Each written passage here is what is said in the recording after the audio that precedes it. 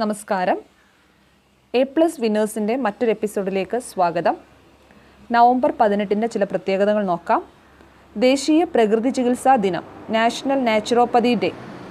ജീവിതചര്യയും ആഹാര രീതിയും നിയന്ത്രിച്ച് രോഗങ്ങളെ ചെറുക്കുന്ന ചികിത്സാ രീതിയാണ് പ്രകൃതി ചികിത്സ. 1945 November 18 Mahatma Gandhi all India nature cure foundation trust രൂപീകരിച്ചതിൻ്റെ ഓർമ്മയ്ക്കായി നവംബർ 18 ദേശീയ പ്രകൃതി ചികിത്സാ ദിനമായി ആചരിക്കുന്നു.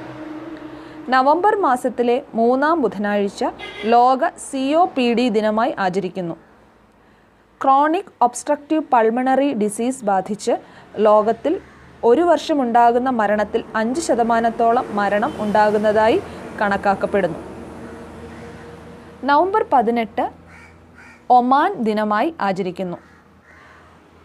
പോർച്ചുഗലിൽ നിന്നും സ്വാതന്ത്ര്യം നേടിയത് 1650 നവംബർ 18 അതിൻ്റെ ഓർമ്മയും ആധുനിക ഒമാൻ്റെ ശില്പി ഖ്വാബൂസ് ബിൻ സെയ്ദ് അൽ സെയ്ദ് ജനിച്ചത് 1940 നവംബർ 18 അതിനാൽ നവംബർ 18 ഒമാൻ ദേശീയ ദിനമായി ആചരിക്കുന്നു.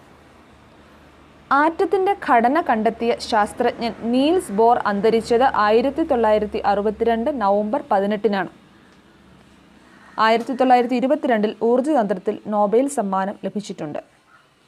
ശ്രീലങ്കൻ മുൻ പ്രസിഡന്റും പ്രധാനമന്ത്രിയുമായിരുന്ന മഹീന്ദ രജപക്ഷെ ജനിച്ചത് 1945 നവംബർ 18 മുൻ ക്യാബിനറ്റ് മന്ത്രിയും കേരള ഗവർണറുമായ ആരിഫ് മുഹമ്മദ് ഖാൻ 1951 നവംബർ 18 ജനിച്ചു.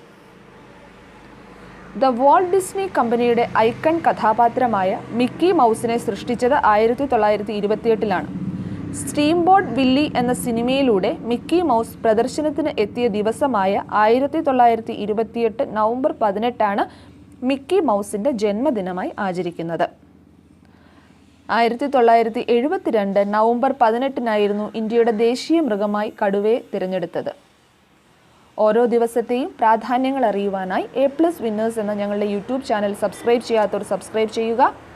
നിങ്ങളുടെ അഭിപ്രായങ്ങളും നിർദ്ദേശങ്ങളും കമൻറ്റ് ചെയ്യുക. വീണ്ടും മറ്റൊരു ദിവസത്തെ പ്രത്യേകതയുമായി നമുക്ക് കാണാം. Thank you.